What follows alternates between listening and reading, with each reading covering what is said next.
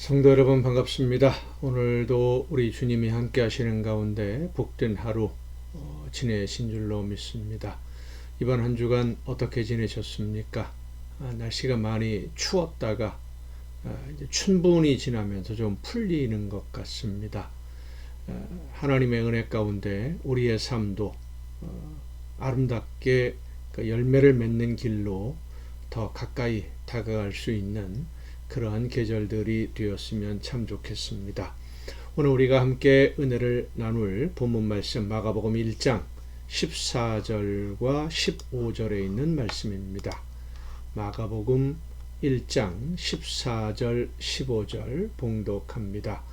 요한이 잡힌 후 예수께서 갈릴리에 오셔서 하나님의 복음을 전파하여 이르시되 때가 찼고 하나님의 나라가 가까이 왔으니 회개하고 복음을 믿으라 하시더라. 아멘. 오늘은 예수님이 선포하신 말씀, 요한이 잡히고 첫 메시지를 전하신 말씀 중에 세 번째 주제인 회개에 대해서 함께 은혜를 나누고자 합니다. 회개라고 하는 말이 돌이킨다, 돌아선다 라는 뜻이라는 것을 우리가 지난 주간에 요한이 선포한 죄사함의 회개에 대해서 말씀을 전하면서 함께 살펴보았습니다. 돌아선다는 것, 돌이킨다 라고 하는 것은 삶의 방향을 바꾸는 것을 말합니다. 단순하게 내가 이런 잘못을 했다 라고 인정하고 뉘우치는 것으로 끝나지 않고 다시는 같은 잘못을 범하지 않겠다고 결심하면서 그 잘못한 죄의 문제를 해결하기 위해 내가 해야 할 일을 하는 것이 구약 성경에서 말하는 회개이고, 그것이 바로 요한이 전하는 회개의 의미라고 할 수 있습니다. 이런 돌이킴의 회개를, 율법에서의 회개를 가장 잘 설명한 것이 삭개오의 회개라고 할 수 있는데, 세리장이었던 삭개오가 예수님의 말씀을 듣고 회개하는데 재산의 절반을 가난한 자들에게 나누어 주고 토색한 것이 있으면 4배를 갚겠다라고 공개적으로 약속을 하지요. 율법에 남의 것을 도둑질하거나 거짓으로 속여서 빼앗은 것이 확인이 되면 4배를 갚아야 된다라고 하는 율법이 있는데, 그 율법에 있는 말씀대로 삭개오가 내가 다른 사람의 것을 거짓말로 속여서 빼앗은 것이 있으면, 불이한 소득을 취한 것이 있으면 4배를 갚겠다, 자원해서 그 율법대로 내가 실천하겠다라고 하는 그런 고백인 겁니다. 이 요한의 회개는 그래서 율법에 근거한 회개입니다. 그래서 요한은 이 죄사함의 회개를 전하면서 예수님이 말씀하실 회개에 대해서 언급을 합니다. 나는 물로 세례를 베풀었지만 내 뒤에 오시는 그분은 성령으로 세례를 베풀 것이다 라고 말함으로써 예수님이 말씀하시는 회개가 어떤 의미의 회개인지를 소개하고 있는데, 세례 요한도 그 의미를 완전하게는 알지 못할 수밖에 없습니다. 왜냐하면 세례 요한도 역시 사람이다 보니까. 자, 예수님이 말씀하신 회개, 때가 찼고 하나님의 나라가 가까이 왔으니 회개하고 복음을 믿으라 말씀하신 이 회개는 요한이 말하는 회개, 율법을 지키지 않은 것들을 지켜야 된다, 인정하고 돌이켜라 라는 의미의 회개와는 좀 다릅니다. 요한은 죄사함의 회개를 전하면서 회개의 징표로, 그러니까 회개했다는 증거로 세례를 베풀었지요. 그런데 예수님은 회개하고 복음을 믿으라 라고 말씀하십니다.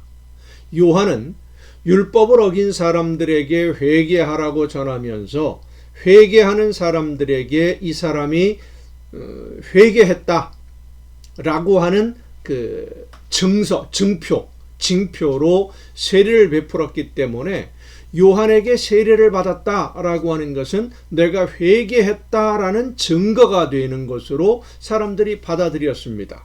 그런데 예수님이 말씀하시는 회개는 복음을 믿는 선행 조건이 되는 회개를 말씀하십니다. 그러니까 회개하고 나서 복음을 믿으라는 말씀이에요. 자, 예수님이 말씀하시는 회개는 성령의 세례로 인한 회개, 성령의 역사하심으로 말미암아 깨달아 알게 된 죄에 대한 회개예요.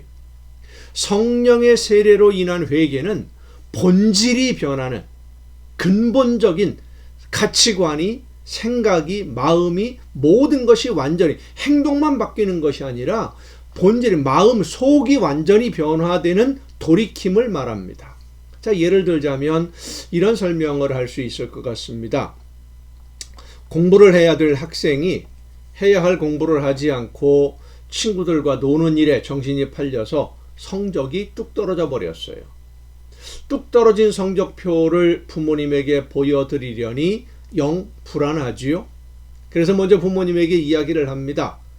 성적표를 보니까 내가 성적이 너무 떨어졌다. 그래서 앞으로는 하루에 몇 시간 이상 공부할 것이고 친구들과 노는 시간 줄이겠습니다. 게임도 하루에 몇 시간 이상, 몇 분 이상 안 하겠습니다. 라고 약속을 합니다. 참 기특한 일이죠. 그렇게 하라고 강요한 것이 아닌데 자진해서 자기 행동을 돌이켜보고 반성을 했으니 기특한 학생, 기특한 자녀 아니겠습니까? 이렇게 행동을 바꾸어 보려고 결심하는 것, 그리고 실제로 그렇게 노력해보는 것, 그것이 바로 요한이 말하는 죄사함의 회개, 요한이 말하는 회개라고 할 수 있습니다. 바꾸는 것이니까 행동을. 그런데 이 학생이 똑같은 상황에서 뚝 떨어진 성적표를 보면서 내가 앞으로 이런 식으로 계속하다 보면, 이런 생활을 계속하다 보면 결국 하나님이 나에게 맡기신 일을 할 수 있는 일꾼이 되지 못하고, 하나님이 무엇인가 하라고 할 때 그 일을 할 만한 준비가 안 돼 있으면 하나님 앞에 빈손으로 가게 될 것 같다라는 것을 깨닫고는 지금부터 나는 하나님이 나에게 맡기신 일을 준비하기 위해서 열심히 최선을 다해 공부하고 실력을 갖추어야 되겠다라고 깨닫고, 부모님에게 그런 이야기를 하기 전에 먼저 게임기 치워버리고 공부를 시작하는 것, 그것이 바로 예수님이 말씀하시는 회개, 마음이 바뀌는 거예요. 근본적으로 변화되는 거죠. 그러니까 예수님이 말씀하시는 회개는 하나님과의 관계에서 내가 해야 할 일이 무엇인지를 깨닫고, 하나님이 나에게 맡기시는 일이 무엇인지를 알아서 지금까지 내가 하지 않았던 일들, 몰라서 하나님이 나에게 맡기신 일을 하지 못한 것, 그런 일들도 내가 찾아서 하고, 하나님이 원하시는 것이 무엇인지 알면서도 힘들 것 같으니까 안 하고 있던 일들 내가 열심히 찾아서 하고, 하나님이 하지 말라고 하는 것, 나에게 이익이 된다고 해서 모르는 척하고 해왔던 그런 일들 하지 않고, 하나님의 나라를 위해, 그리고 하나님이 원하시는 일들을 위해 내가 해야 할 일, 하나님이 보시기에 합당한 일들을 즉시 시작하는 것, 그리고 그것을 내 힘으로서가 아니라 성령의 능력을 의지해서 계속해서 그 일을, 그 사명을 감당하는 것, 그것이 바로 예수님이 말씀하시는 회개입니다. 문제는 이렇게 하나님의 뜻을 깨닫고 하나님의 말씀에 순종하는 이 결단, 회개가 우리의 지혜나 우리의 지식, 그리고 우리의 결심만으로는 이루어질 수 없다는 것에 있습니다.